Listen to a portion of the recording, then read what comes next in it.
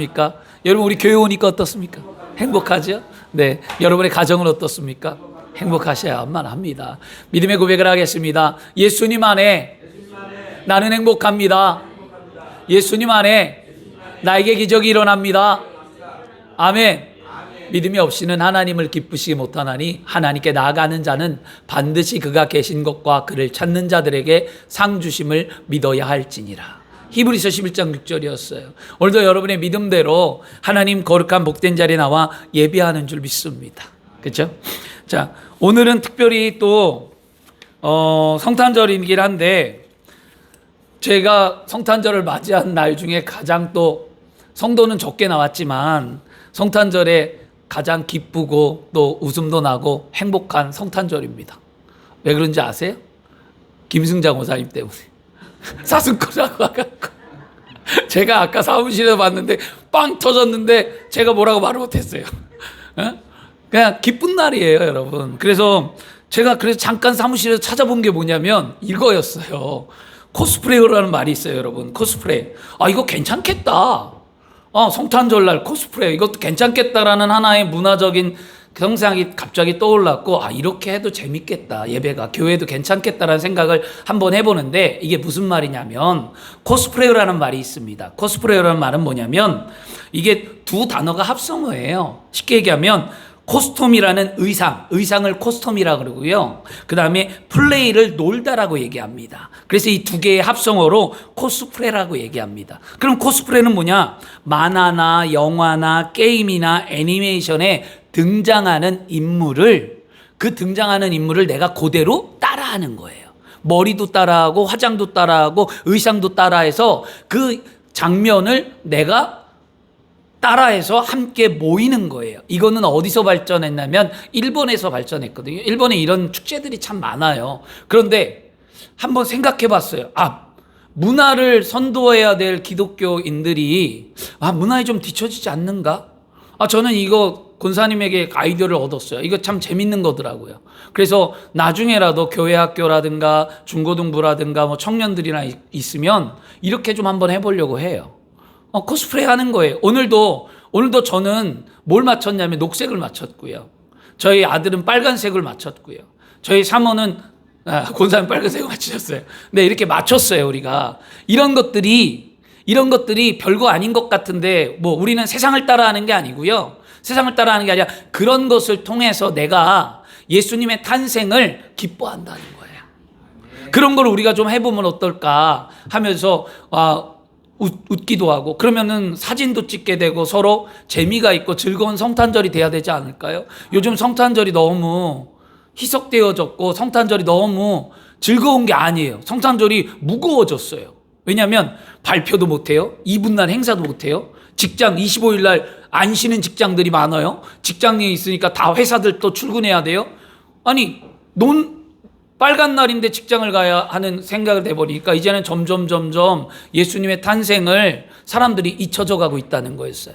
근데 그 잊혀져 가는 그때에 우리가 만약에 이렇게 코스프레를 하고 예배를 드리고 이렇게 한다면 성탄절을 기뻐 맞이할 수 있겠죠. 어떤 사람은 마리아를 흉내내고 어떤 사람은 요셉을 흉내내고 어떤 사람은 동방박사를 흉내내고 뭔가가 우리가 그렇게 하면서 예배한다면 오히려 더 그게 감동되지 않을까라는 생각을 해서 적어놨어요. 권사님 딱 보는 순간 그거 적어놔서 이거 이제 해야 되겠다. 괜찮다 이거 성탄절날. 1년에 한 번인데 뭐가 부끄럽겠습니까? 색다른 예배도 드디어 보고 그렇죠? 여러분이 다 마리아가 되었으면 좋겠습니다. 다 마리아처럼 머리 이렇게 하고 마리아 같은 의상들 입고 와서 아기 예수를 이렇게 안고 베개를 이렇게 안고 와서 예배를 드리세요. 그러면 마리아도 될 거 아니겠습니까? 그리고 다 요셉이 되세요. 내가 예수님 내 아내와 함께 예배하는 모습 상상만 해도 참 즐겁고 기뻤어요. 오늘 권사님을 통해 가장 또 즐겁고 제가 복된 또 성탄 예배를 드리는데요. 여러분 마음 가운데도 그런 은혜가 임하기를 원합니다. 그래서 오늘 제목이 뭐냐 하면요. 따라하겠습니다. 내가 믿는 예수님 앞에 나의 믿음을 드립니다. 그렇잖아요. 그렇죠? 성탄절날은 우리가 믿음을 보이는 거예요. 동방박사가 예물을 드렸듯 예수님의 탄생에 보이는 건데 그 어린이 필독서 가운데 어린 왕자라는 책이 있어요. 문학도서 가운데 프랑스의 책이었는데요. 그 저자는요 생텍쥐베리라는 사람이었어요. 근데 이 어린 왕자가 내용이 참 고귀하거든요. 왕자가 왕궁을 떠나서 여행을 하며 많은 사람을 만납니다. 만남을 통해 그 안에 철학적인 진리를 담은 책이 어린 왕자인데, 어린 왕자가 하도 심심해서 돌아다니다가 누구를 만나냐? 여우를 만나요. 그 여우와 대화를 하는데 여우에게 이런 질문을 합니다. 여우야, 세상에서 가장 어려운 일이 너 뭔지 아니? 물어봤어요. 그러니까 여우가 대답을 이렇게 합니다. 세상에서요? 글쎄요. 돈 버는 일인가요? 아니면 밥 먹는 일일까요? 아니면 다른 게 바쁜 게 있지 않을까요? 이렇게 얘기합니다. 그러니까 어린 왕자가 이렇게 대답을 해줘요. 세상에 가장 어려운 일은 사람이 사람의 마음을 얻는 일을 한다. 각각 얼굴 모양이 다르고 각양각색의 마음이 모양이 다른 것처럼 마음도 다르단다. 한순간에 수만 가지의 생각이 떠오르는데 그 바람 같은 마음을 머물게 하고 그 마음을 붙잡는 것, 그것이 정말 어려운 일이란다라고 얘기했어요. 이걸 딱 듣는데 맞더라고요. 여러분, 저도 공감하는 게 뭐냐면 세상에 복음을 증거하고 세상의 수많은 사람들에게 마음이 흔들리는 그들에게 그들의 마음을 예수 그리스도의 십자가 앞에 붙들어 놓는다라는 게 결코 쉬운 일이 아니라는 거예요. 저는 목회라는 걸 하잖아요. 성도의 마음을 주의종에게 붙들어 놓고 교회에 붙들어 놓는 게 아니고 성도의 마음을 살아계신 하나님과 구원자 예수님과 인도자 성령님 앞에 마음을 붙들어 놓게끔 만들어주는 게 주의종인데, 그렇게 하기까지가 힘들다는 거죠. 여러분도 마찬가지입니다. 근데 여러분, 가장 복된 건 뭐냐? 여러분은 그래도 한 사람의 마음을 얻어 가정을 이루었다는 게 감사하셔야 됩니다. 그렇잖아요. 남편과 아내가 어떻게 만났어요? 그 사람의 마음을 얻었기 때문에 결혼을 한 거지, 마음을 얻지 않으면 결혼 못하죠. 그래서 여러분의 행복한 가정이 이제 되시기를 바라고요. 그러면 인간관계가 이렇게 상대방의 마음을 얻기 위해 노력하는 것을 보면 인간관계의 핵심은 뭐냐면 사람의 마음을 얻는 것이라는 게 분명하잖아요. 그러면 하나님은 왜 인간의 모습으로 이 땅에 오셨을까요? 인간의 마음을 아니까 인간으로 오신 거예요. 하나님이 인간으로 이 땅에 오지 않으셨다면 우리의 마음을 붙잡을 수가 없다는 거예요. 그래서 인간 대신 예수 그리스도가 이 땅에 태어나셔서 우리처럼 모든 것을 다 아시는 거죠. 환난도, 고통도, 아픔도, 질병도, 고난도, 마음도 다 경험하셨 그 주님이 우리를 오늘 위로하시고 우리와 함께 하시는 줄 믿습니다. 이게 예수 믿는 신앙인들의 모습이었어요. 그러면 오늘 그 예수님이 누구냐는 거예요. 오늘 마태복음 1장 18절부터 25절에 예수님이 누구인가를 명확하게 말해주고 있습니다. 여러분, 믿는다라는 말이 뭘까요? 믿는다라는 거는 안다는 거예요. 안다는 거예요. 여러분이 믿어. 그러면 그 믿는다는 단어 앞에 붙여야 될 접속어가 있어요. 뭐냐면 왜 믿지? 여러분, 왜 이 자리에 오셨어요? 내가 왜 예수를 믿어요? 이 질문 앞에 우리는 물음을 하고 답을 내려야 되는 거거든요. 그러니까 믿는다라는 건 왜 믿지? 나 이래서 믿어 라고 말할 수 있는 것. 그래서 믿는다는 건 뭐냐? 안다는 거예요. 여러분이 알기 때문에 오늘 이 자리에 온 거예요. 여러분, 그 믿음을 이제는 세상에 증거하는 삶이 되어야 할 줄 믿습니다. 오늘 뭐라고 말하냐면 18절에 1장 18절에 우리가 먼저 알아야 될 게 뭐냐면 예수님은 성령으로 잉태되었다는 사실을 우리는 믿는 거예요. 이건 진리예요. 사람들이 말합니다. 어떻게 남자와 여자가 만났는데 생물학적으로 남자가 있어야 여자가 잉태를 하지 어떻게 남자와 여자가 없는데 낳냐, 이게 말이 되냐, 그러고 사람들은 믿지 않으려고 합니다. 그러나 우리는 우리의 이성과 논리로 믿어지진 않지만 하나님의 말씀이 그렇다고 했기 때문에 우리는 전적으로 믿어야만 합니다. 이것이 뭐냐면 성육신이라는 기독교 교리 가운데 가장 첫 번째 핵심이에요. 예수는 하나님이 성령으로 잉태하게 하셨다. 이게 우리의 신앙의 교리 가운데 모든 전통 기독교 교리에 나와 있는 거. 이걸 믿냐는 거예요. 이걸 믿어야만 합니다. 근데 사람들은 이걸 못 믿어요. 말씀도 믿고 뭐 창조주 그래 있을 거야 뭐 하고 다 믿는데 이거를 잘 못 믿어서 헷갈려 한다는 거죠. 오늘 이것을 믿음의 출발은 뭐냐면, 오늘 믿음의 출발은 분명히 성경이 예언한 대로 뭐라고 그러냐면, 이사야도 예언자, 처녀가 잉태하여 아들을 낳을 것이다.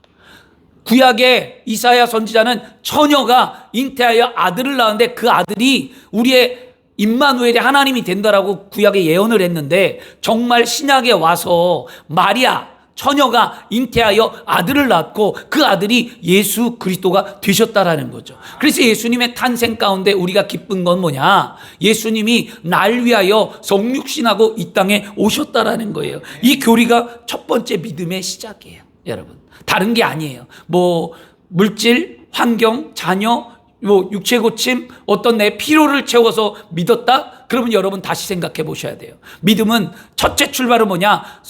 예수 그리스도께서 동정녀 마리아에게 탄생하셨다라는 걸 믿는 믿음의 시작점이어야 됩니다. 그래서 오늘 저와 여러분 여기서 출발하시기를 바라고요. 그러면 두 번째는, 예수님은 그렇게 동정녀 마리아에게 태어났는데 그럼 왜 태어나셨는가? 오늘 마태복음 20절에 뭐라 하냐면, 이 일을 생각할 때 주의 사자가 현명하여 이르되 다윗의 자손 요셉아, 내 마리아 데려오기를 무서워하지 말라. 그는 성령으로 잉태된 것이다 라고 말씀하잖아요. 그 말씀은 뭐냐면, 뭐라고 하냐면, 주의 천사가 다윗의 자손이라는 말을 하거든요.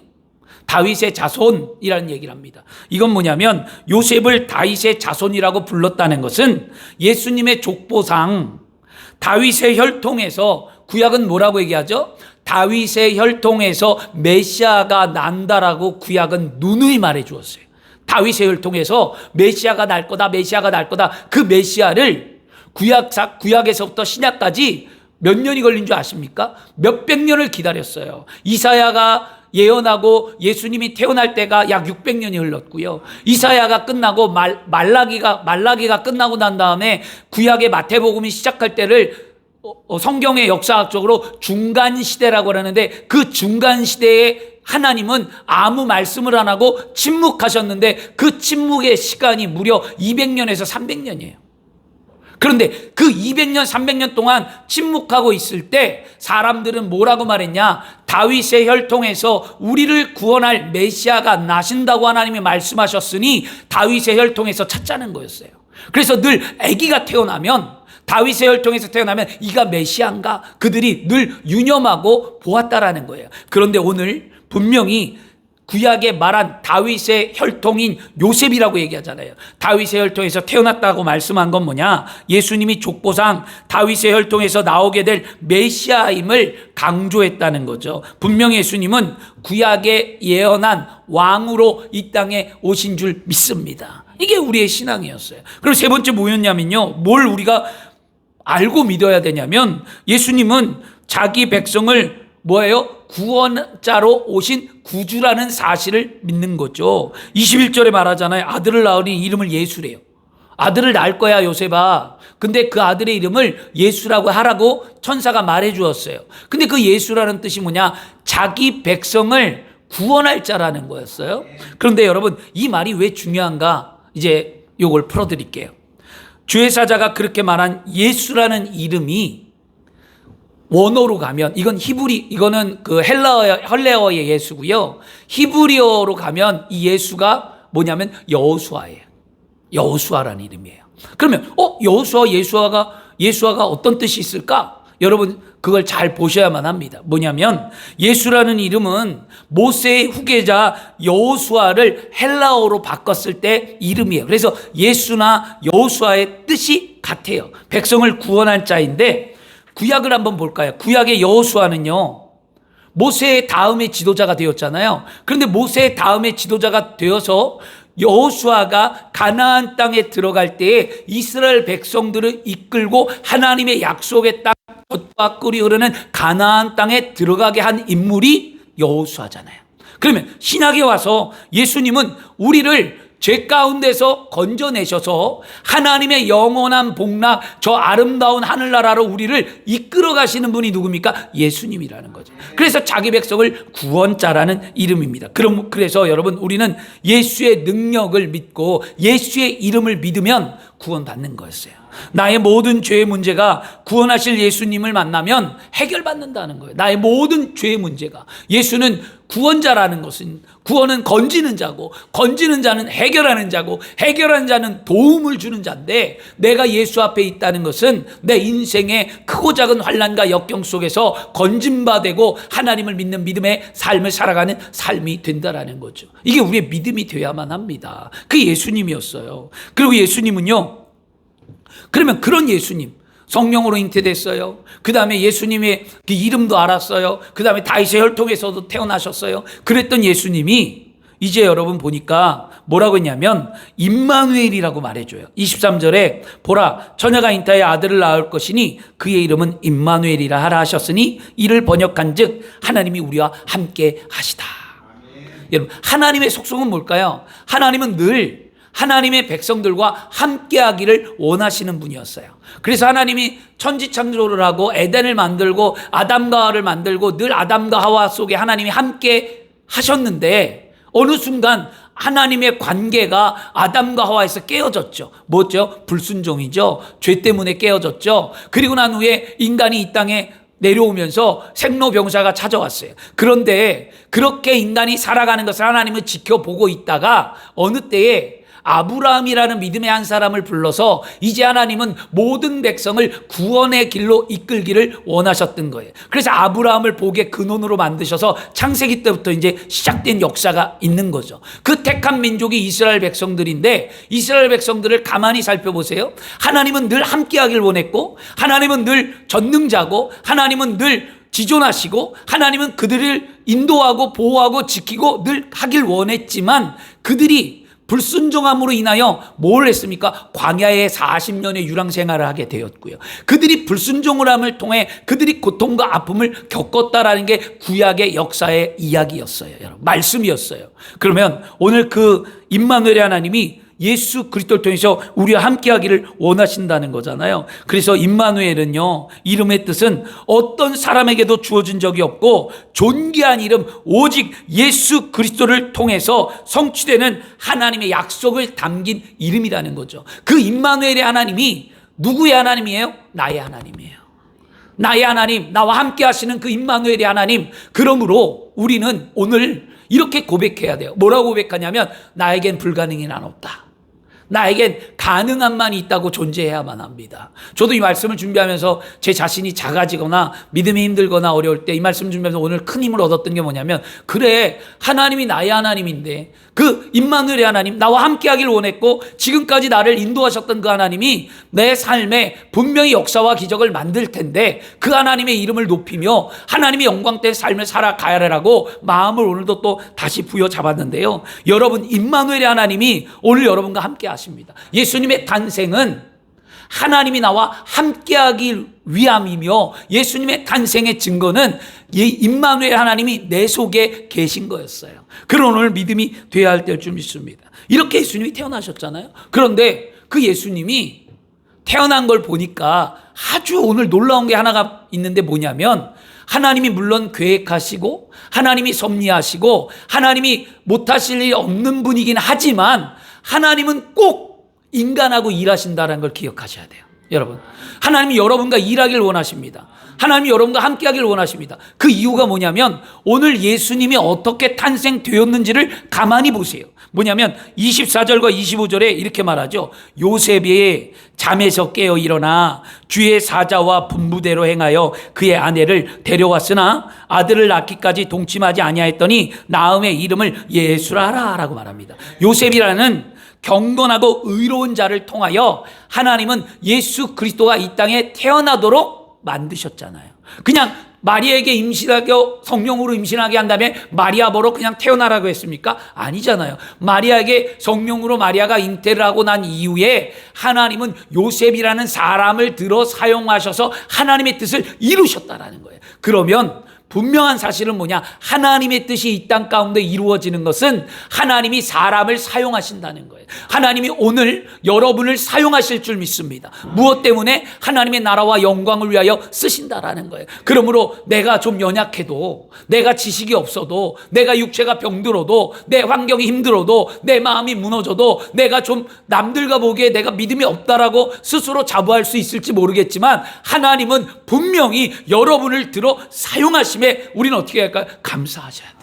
분명히 이룬다니까요. 그 은혜의 축복에 함께 하시기를 바랍니다. 모든 것은 다 그렇게 이루어졌어요. 그러면 이제 오늘 이제 결론을 내리겠는데요. 이제 결론이 뭐냐면, 이렇게 예수님의 탄생의 말씀을 확실히 우리가 배웠다면 이제 우리는 어떤 신앙생활을 해야 하냐고요.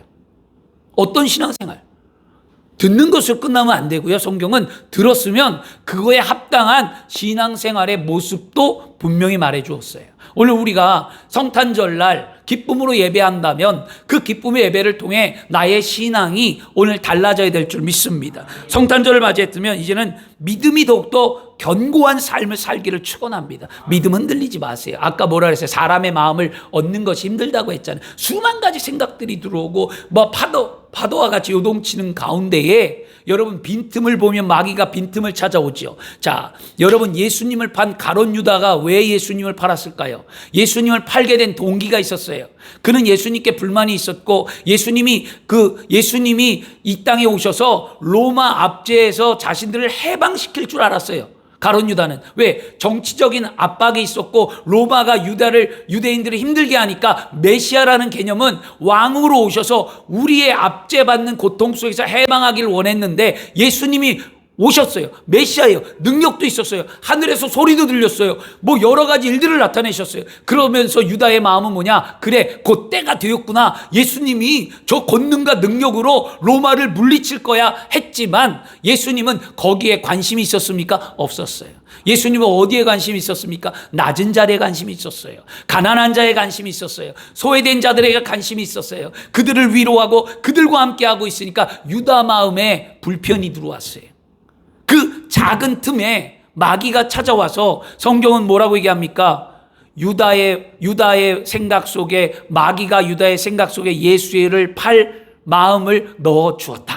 마귀가 넣어 주었다는 거예요. 그러면 우리의 신앙 가운데 믿음이 흔들릴 때 내 모습을 보면서 어떻게 깨달아야 되냐면, 잘 가던 내 믿음이 갑자기 흔들려요. 잘 가던 내 믿음이 뭔가 불편해요. 잘 가던 내 믿음이 답답해요. 그럴 때 우리는 엎드려 기도해야 하고 예수 이름으로 마귀를 내어쫓고 나의 빈틈을 메꿔야 될 줄 믿습니다. 빈틈이 뭐냐면 이런 거예요. 여러분, 강가에 넓은 강가가 있잖아요. 그 강가에 한겨울에 그 강가에 날씨가 따뜻하면 얼음이 쫙 갈라지잖아요. 딱 밟으면 탁 갈라져 얼음이 깨질 때 한 번만 쪽 깨지다가 나중에는 쫙쫙쫙쫙 갈라지죠. 이게 우리의 신앙의 빈틈이에요. 그런데 그 빈틈을 다시 여러분 단단하게 만들려면 어떻게 합니까? 날씨가 강한 바람으로 추워지면 꽁꽁 얼어붙어서 빈틈이 메워지잖아요. 그러면 우리는 성령은 바람이라고 얘기했습니다. 성경에 바람 같은 성령이 우리 안에 불어와서 나의 빈틈이 갈라졌던 그런 것, 깨어졌던 그런 것, 금 같던 그런 것들이 다 마음의 믿음들이 채워져야 될 줄 믿습니다. 그렇게 해서 우리는 믿음의 삶을 오늘 살아야 될 줄 믿습니다. 그래서 그러면 우리는 어떤 하나님을 믿냐는 거예요. 그러면 그런 하나님 믿음이 안 흔들리려면 우리에게 질문을 해야 돼요. 스스로. 어떤 질문을 하냐면, 내가 믿는 그분이 누구지? 그거에 답하셔야 돼요. 내가 믿는 그분이 누구지? 내가 믿는 그분은 나에게 어떤 일을 행하셨지? 어떤 일이 여러분에게 일어났는가? 그 다음에 내가 믿는 그분은 그러면 앞으로 나에게 어떤 계획이 있을까? 여러분, 하나님이 여러분의 계획이 다 있어요. 살아가는 날 동안 단 하루를 살아도 하나님의 영광과 축복과 아름다운 삶의 계획이 있다는 것을 잊어버리지 않길 바랍니다. 계획이 있어요. 그러면 그것을 알고 믿어야 믿음이 생길 거 아니겠어요? 내가 믿는 그분은 누구냐? 창조주 하나님이라는 거예요. 창조주 하나님, 다른 말로 말하면 살아계신 하나님이라는 거예요. 그 살아계신 하나님이 나를 사랑하셔서 오늘 독생자 예수 그리스도를 이 땅에 보내셨다라는 거예요. 이걸 우리가 믿어야 될 줄 믿습니다. 구약의 성경을 보면 하나님을 구약에서 뭐라고 표현하냐? 살아계신 하나님이라는 것을 구약은 표현합니다. 모세가 호렙산에서 하나님을 만날 때 출애굽기에 보면 뭐라고 말합니까? 하나님이 뭐라고 그러죠? 나는 스스로 있는 자다라고 얘기해요. 스스로 있는 자라고 얘기하죠. 여호수아가 가나안 땅에 입성해서 여호수아가 하나님하고 대면합니다. 하나님이 여호수아에게 말씀해 줘요. 여호수아야, 이렇게 하라고 말해 줄 때 그 말을 여호수아가 백성들에게 대언할 때 이렇게 대언해요. 살아계신 하나님이 나에게 말씀하여 이르시되라고 얘기해요. 여호수아는요 꼭 뭐라고 하냐면 살아계신 하나님이 나에게 말씀하여 이르시되 이스라엘 백성들아 라고 얘기합니다. 그래서 구약은 항상 하나님을 살아계시다라고 말씀하는 거였어요. 그래서 여러분, 우리가 예수 그리스도를 통하여 구원을 받았다라는 믿음은 뭐냐? 살아계신 하나님을 믿는 거예요. 오늘 그렇게 되기를 원합니다. 그리고 또 그러면 그 살아계신 하나님이 그러면 어떤 일을 했냐는 거예요. 내가 왜 믿어야 되죠? 하나님 살아있는 거 알아요. 그럼 왜 믿어야 될까요? 바로 이것 때문에 믿는 거예요. 내가 믿는 예수님을 이 땅에 보내셨잖아요. 예수님을 통해 나를 구원하셨잖아요. 예수님을 통하여 십자가에 피 흘리시고 나의 모든 죄를 청산하시고 예수 믿고 구원받을 수 있는 길을 하나님이 열어놓으셨기 때문에 그 일을 행하셨기 때문에 믿는 거예요. 여러분, 다른 것 때문에 믿는 거 아닙니다. 그래서 예수를 믿는 거고요. 그러면 앞으로 어떤 일이 일어날까? 그러면 누구를 믿는 걸까요? 여러분, 우리는 내가 믿는 것은요 바로 인도자 성령 하나님을 믿는 거예요. 인도자 하나님. 그래서 세상 죄악 가운데 우리를 천국으로 인도할 때까지 성령이 우리를 주관하여 주시는데, 갈 바를 몰라 헤맬 때, 앞이 보이지 않을 때, 현실의 문제가 너무 커서 견디기 힘들어 무너질 때 성령 하나님은 우리의 믿음을 지키고 승리할 수 있도록 우리에게 힘과 능력과 방패가 되어준 줄 믿습니다. 이게 우리의 믿음이어야 돼요, 여러분. 예수를 믿는 것은 그런 믿음이었어요. 그런 믿음 생활을 하길 바라고요. 그러면 그렇게 믿었으면 그냥 믿습니다만 할 거예요? 아니죠. 믿었으면 뭐 해야 되냐? 소망을 가져야 된다라는 거예요. 믿었으면 소망이라는 게 있어야 돼요. 그래서 성경은 믿음, 소망, 사랑이라고 얘기하잖아요. 그러면 우리에게 어떤 소망이 있냐는 거예요. 예수님의 탄생은 예수님이 이 땅에 왜 오셨을까요? 모든 인류를 구원하기 위한 예수님의 소망이 있었잖아요. 꿈이 있었잖아요. 그 꿈과 소망을 예수님이 십자가로 말미암아 완성하셨고 하나님의 꿈과 소원도 예수님이 이루어 주셨어요. 그래서 예수를 믿는다라는 것은 소망의 하나님을 믿고 내가 날마다 꿈꾸는 자인 줄 믿습니다. 오늘 여러분 가정을 위해, 교회를 위해, 주의 종을 위해, 복음을 위해 여러분의 삶을 향하여 꿈꾸고 소망해야 될 줄 믿습니다. 그러면 오늘 누가복음 2장 14절 말씀처럼 지극히 높은 곳에 하나님께 영광이요 땅에서는 하나님이 기뻐하시는 사람을 입은 줄 중에 평화로다. 그 은혜가 우리에게 임하는 줄 믿습니다. 그래서 우리에게 소망 되신 예수 그리스도를 오늘 바라볼 때 여러분의 삶의 문제가 풀어지는 줄 믿습니다. 사도 바울은요 빌립보 교회에 편지할 때 예수 그리스도를 이렇게 소개했어요. 빌립보서 3장 14절에 이렇게 말합니다. 표대를 향하여 그리스도 예수 안에서 하나님을 위해서 부르신 상을 위하여 내가 달려가노라. 사도 바울은 표대를 향하여 예수 그리스도를 향하여 바라보고 달려갔다고 말합니다. 이러한 소망이 있는 한, 여러분 예수 그리스도를 바라보는 소망이 있는 한 어떠한 문제가 오더라도 우리는 반드시 기쁨으로 삶을 살아갈 수 있게 된 줄 믿습니다. 소망하면 성경에 많은 인물이 있죠. 아브라함은 소망에 바라볼 수 없을 때 바라보고 하나님의 약속의 말씀을 믿고 갔다라는 거예요. 75세에 부름받았고요. 여러분 아브라함은 99세 이삭을 낳았고요. 아브라함은 그 연수를 사는 동안에 하나님 앞에 소망의 하나님을 믿고 삶을 살았다는 거예요. 오늘 그렇게 사시길 바라고요. 모세는 40년 광야 생활을 하면서 하나님의 약속의 말씀을 믿고 소망을 꿈꾸며 젖과 꿀이 흐르는 가나안 땅에 하나님이 이스라엘 백성을 인도할 것을 믿고 간 사람이 누구예요? 모세였다라는 거죠. 여러분 환난과 역경과 고난 가운데에 죽을 수밖에 없고 진짜 좌절하고 모든 걸 다 내려놓고 포기하고 싶었던 욥은요 절대로 소망을 잃어버리지 않았다라는 거예요. 재산도 잃어버렸죠. 육체가 병들었죠. 가정도 깨어졌죠. 사람에게 질타받았죠. 뭐 누구도 설 수 있는 자리가 없었어요. 그런데 그 속에서도 자신에게 향한 하나님의 소망, 아니야 하나님이 계획이 있을 거라는 거예요. 하나님은 그런 하나님이 아니라는 거예요. 하나님은 결코 나를 그렇게 살게 하지 않을 거라는 그가 하나님을 믿는 소망이 있었기에 하나님은 마침내 때가 되어 욥에게 복을 주었잖아요. 욥에게 갑절의 복을 받았잖아요. 여러분, 우리는 소망을 버리지 않기를 바랍니다. 마지막은 뭐냐면 성탄절 맞아야 예수를 믿고 믿음이 여러분이 견고해졌다면, 믿음이 견고한 삶을 살고 신앙생활하고 있고 내 안에 꿈이 있고 소망이 있어서 바라보고 믿음의 삶을 살고 있다면 우리가 뭐가 있어야 되냐? 사랑의 은혜가 넘치는 삶이 돼야 합니다. 은혜가 넘쳐나야 돼요. 간직하면 안 돼요. 바닥이면 안 돼요. 성경은 누르고 흔들어 넘치도록 생명을 얻되 풍성히 얻으라고 했잖아요. 그러니까 흘러가야 되는 거예요, 여러분.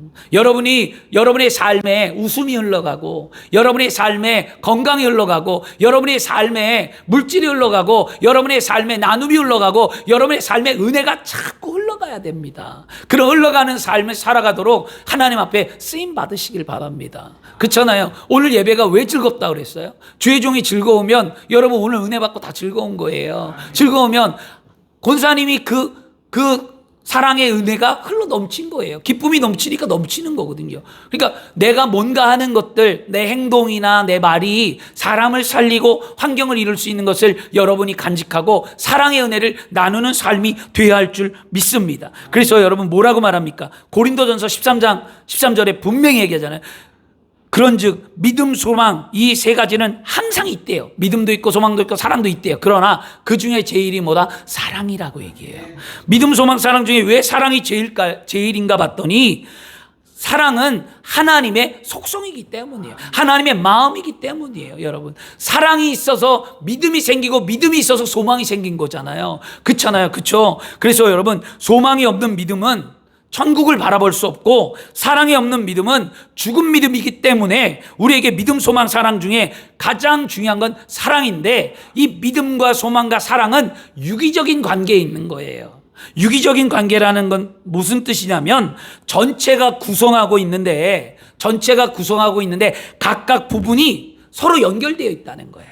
믿음을 따로 생각할 수 없고 소망을 따로 생각할 수 없고 사랑을 따로 생각할 수 없이 모여 있다는 거예요. 뗄래야 뗄 수 없는 관계라는 거예요. 믿음, 소망, 사랑은요. 여러분 믿음만 좋아서도 안 되고, 여러분 사랑만이 넘쳐나서도 안 되고, 여러분 그냥 바라만 보고 소망만 갖고 살아서도 안 되고요. 믿음, 소망, 사랑이 항상 같이 움직이는 우리 사랑하는 아름다운 공동체가 되어야 할 줄 믿습니다. 사랑이 제일이라고 말했고 본질의 하나님을 만났는데, 그러면 여러분 세상은 이런 말을 하더라고요. 제가 봤더니 가장 훌륭한 남편은 뭐라 그러냐면 아내와 자식을 사랑하는 사람이 가장 훌륭한 남편이래요. 아, 난 훌륭한 남편이에요. 자식을 다 사랑하니까, 아내와 자식을. 그죠? 그러면 자, 위대한 부인은 뭐라고 했냐면 위대한 부인은 남편과 자식을 사랑하는 사람이래요. 그럼 여러분은 위대한 부인이죠. 자, 그러면 위대한 지도자는 뭐라 그러냐면 역시 진실로 백성을 사랑하는 사람이라고 말합니다. 이와 같이 세상에서도 가장 위대하다라고 말하는 게 뭐냐? 사랑이에요. 세상에서도 그렇게 얘기하거든요. 그런데 인간의 사랑보다 더 위대한 게 뭐냐? 바로 하나님의 사랑이라는 거죠.